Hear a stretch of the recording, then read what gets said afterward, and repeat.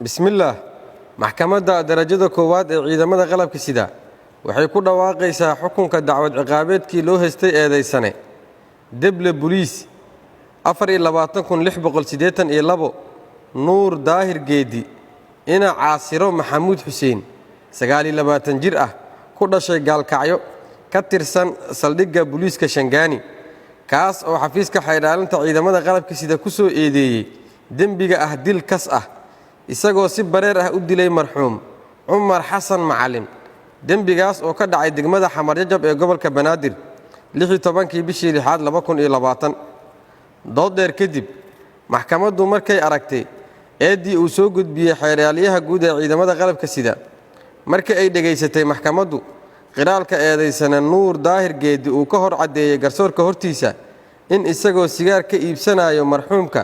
ay xabad ka dhacday qorigiisa sababtay geerida marxuum Umar Xasan Macalin markii ay dhageysatay maxkamaddu marxaatiyaashii la hor keenay midna ay u weydiisay marag furkooda waxay maxkamadda ka hor cadeeyeen in iyagoo la joogo marxuumka uu imaaday eedeysanaha oo wata lacag shilin Soomaali ah uuna u dhiibay marxuumka kadibna marxuumku uu ku dhahay lacagta way jeexan tahay eedeysanuhuna uu damcay in uu xoog wax looga iibiyo marxuumkuna uu ka diiday kadibna si xanaaq leh uu uga tagay eedeysanaha wuxuuna soo laabtay isagoo ku hubaysan qoray iyo boosh wuxuuna xoog ku qaatay baakad sigaar ah kadibna marxuumka ayaa ku dhahay ii dhig xoolahayga eedeysanahana wuxuu ugu jawaabay 2 xabadood oo mid ka mid ah wajiga kaga dhacday marxuumka sidaasna uu goobta ugu geeriyooday